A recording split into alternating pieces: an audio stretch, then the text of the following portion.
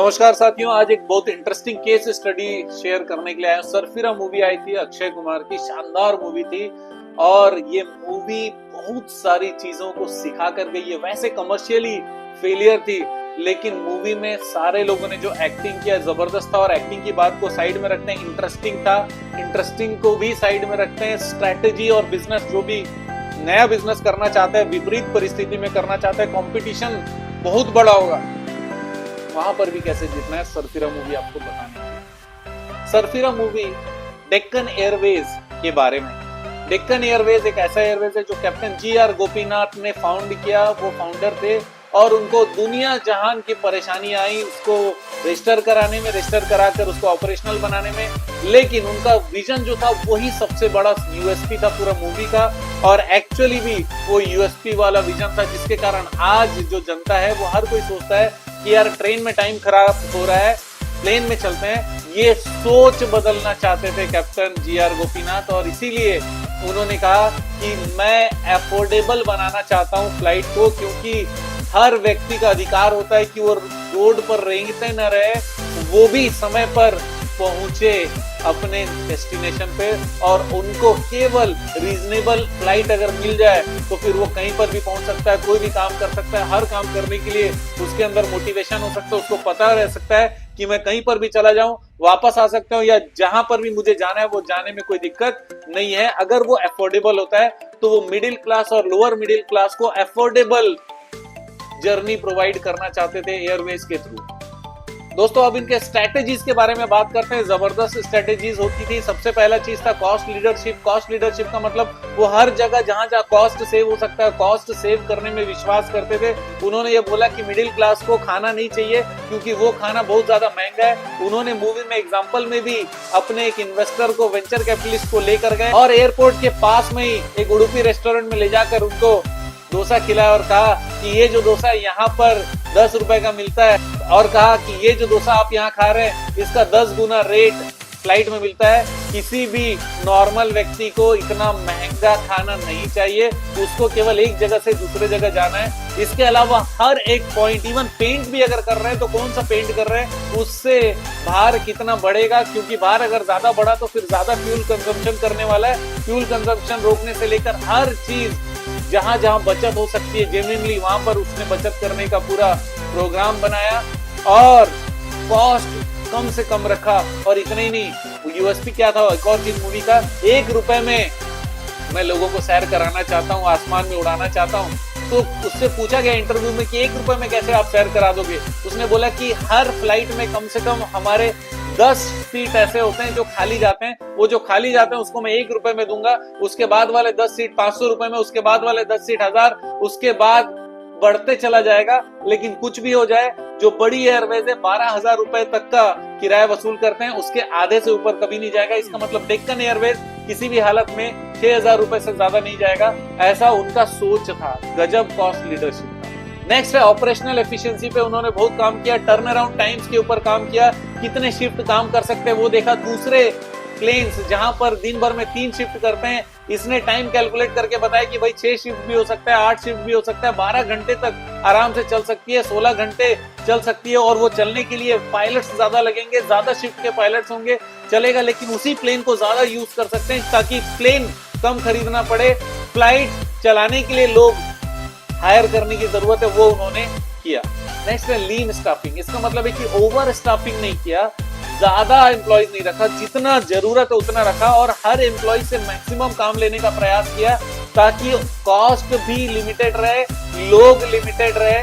तभी जाकर ये जो सपना था कि 1 रुपए में उड़वाएंगे, 1 रुपए में जहाज में बैठाएंगे, ये पूरा हो सकता है। इसके अलावा एंसिलियरी इनकम, मतलब एडिशनल इनकम उन्होंने करने का प्रयास किया। इन फ्लाइट जो फूड होता है वो फूड से कुछ कमाई करने का प्रयास किया, जिसमें मूवी में दिखाया गया कि उन्होंने अपने वाइफ को ही कॉन्ट्रैक्ट दिया था और उनकी वाइफ के काम से ही साल में 8 करोड़ रुपए का फायदा हुआ। इसके अलावा इन फ्लाइट परचेजेस, अगर कुछ सामान बेचते हैं तो वो सामान पे जो कमाई होती है, और कुछ पार्टनरशिप, एडवर्टीजमेंट पार्टनरशिप, ये सारे चीजों से उन्होंने अपने इनकम को बढ़ाने का प्रयास किया। तो मैं आपको अब बताने वाला हूँ एक्शन पॉइंट्स क्या क्या। तो एक्शन पॉइंट क्या क्या था, सबसे पहला फ्लीट मैनेजमेंट की, कहां से कौन सी फ्लाइट कहां पर जाएगी। उनका कहना था कि बड़ी उड़ान छोटी फ्लाइट अगर नहीं भर सकती तो फिर वो छोटा छोटा उड़ान भरेगी। अगर विजयवाड़ा से हैदराबाद, हैदराबाद से पुणे, इस तरीके से डायरेक्ट ना जाके इधर एक दूसरे जगह से होकर जाएगी। फ्लीट मैनेजमेंट जबरदस्त उन्होंने किया। दूसरा, सेकेंडरी एयरपोर्ट्स, जो एयरपोर्ट्स बहुत अच्छा काम नहीं कर रहे थे वो सारे एयरपोर्ट्स को ऑपरेशनल बनाया ताकि वहां पर अपने फ्लाइट्स को लैंड किया जा सके।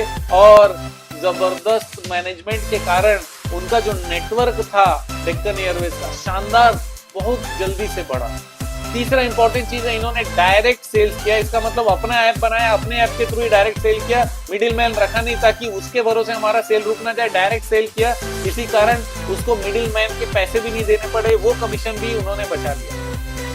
और नेक्स्ट एक्शन पॉइंट था इनका ब्रांड बिल्डिंग। ब्रांड बिल्डिंग इतना शानदार था कि हर एक व्यक्ति ये सपना देख सकता था कि भाई 1 रुपए में मैं फ्लाइट पे चढ़ूंगा और ज्यादा से ज्यादा लोग डेक्कन एयरवेज का ही टिकट सबसे पहले देखते थे कि अगर इसका जो रेट है वो किसी और का रेट हो नहीं सकता, मुझे तो बस एक जगह से दूसरी जगह जाना है। तो सबसे कम कॉस्ट जो इंडस्ट्री में है वो डेक्कन एयरवेज प्रोवाइड करती थी। इसके कारण ब्रांड शानदार बना। तो दोस्तों मैं आपको बताने वालों की सक्सेस फॉर्मूला क्या रहा इस मूवी में। सबसे पहला चीज ये कि वो कस्टमर को वैल्यू प्रोपोजिशन प्रोवाइड करते थे। कस्टमर को लगता था कि जितने मैंने पैसे दिए उससे ज्यादा का मैंने बेनिफिट पाया।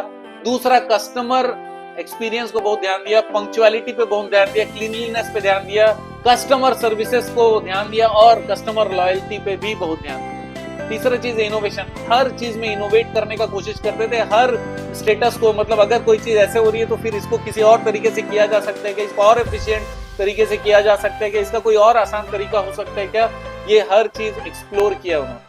और चौथा एक्शन पॉइंट था स्केलेबिलिटी। वो हर चीज को स्केलेबल बनाने पे विश्वास रखते थे, ज्यादा से ज्यादा जगह कनेक्टिविटी करना चाहते थे, ज्यादा से ज्यादा लोगों तक पहुंचना चाहते थे।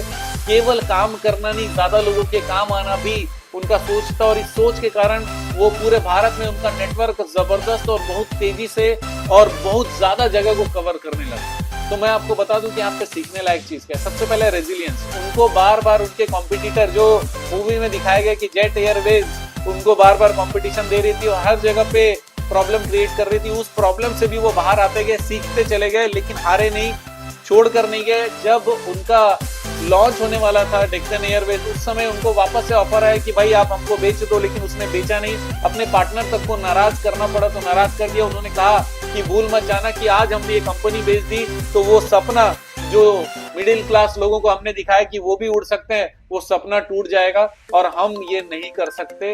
और वो डटे रहे और इसीलिए जीते। दूसरा इंपॉर्टेंट चीज एडेप्टेबिलिटी है। एडेप्टेबिलिटी मतलब कहीं पर कोई भी प्रॉब्लम आ जाए तो उसको सॉल्व करने के बाद में अब नया सॉल्यूशन क्या हो सकता है उसके ऊपर में वो विचार करते थे, सॉल्व करते थे। तीसरा इंपॉर्टेंट चीज कस्टमर फोकस। कस्टमर क्या सोचता है वो चीज बहुत इंपॉर्टेंट था, क्योंकि इनके पिता के मौत के समय ये समय पर नहीं पहुंच पाए तो इनको ये समझ में आया कि जैसा मैं साधारण व्यक्ति हूँ वैसे पूरे भारत में 90% से ज्यादा लोग साधारण व्यक्ति है और कस्टमर मैं भी हूँ, कस्टमर वो भी है, उनकी प्रॉब्लम मैं समझता हूँ। इसलिए उनका फोकस अपने दिमाग में लेकर इन्होंने प्रोजेक्ट को जबरदस्त सक्सेस बनाया। और सीखने वाला चीज एफिशिएंसी। हर एक चीज को मैक्सिमम एफिशिएंसी से काम करते थे। फ्यूल जितना जरूरत है उतना ही फिलअप करते थे। रूट्स को भी पूरा ध्यान देते थे, कहाँ पर उतरेगा उसको ध्यान देते थे, किसको रखना है वो ध्यान देते थे, कितना काम उससे कराना है और कितने पैसे उसको देने हैं। हर जगह पर वो कॉस्ट बेनिफिट एनालिसिस से लेके एफिशिएंसी एनालिसिस करके काम करते। तो दोस्तों मैं आपको बताना चाहता हूँ कि सरफिरा एक शानदार मूवी था, जबरदस्त एक्टिंग के साथ में। मूवी को इस तरीके से बनाया कि कोई भी अगर बिजनेस करना चाहता है तो वो आने वाले सारे प्रॉब्लम्स को किस तरीके से हैंडल करेगा, कोई भी नॉर्मल व्यक्ति सॉल्व करेगा, उससे ऊपर आएगा, जीतेगा और इतिहास बनाएगा। ये सरफिरा मूवी आपको सिखाता है। आप भी कोई अगर बिजनेस करते हो, आपको लगता है कि जीतना जरूरी है, आप हमसे कोई मदद चाहिए तो आप हमारी टीम को संपर्क कर सकते हो, नीचे कमेंट कर सकते हो, हमारे वीडियो को शेयर लाइक जरूर कर सकते हो। आप जानते हैं हमारा मिशन है हमेशा आप लोगों की मदद करना और समय पर सारी जानकारी देना। तो बने रहेगा हमारे साथ। आपका दिन जबरदस्त हो, शुभ हो।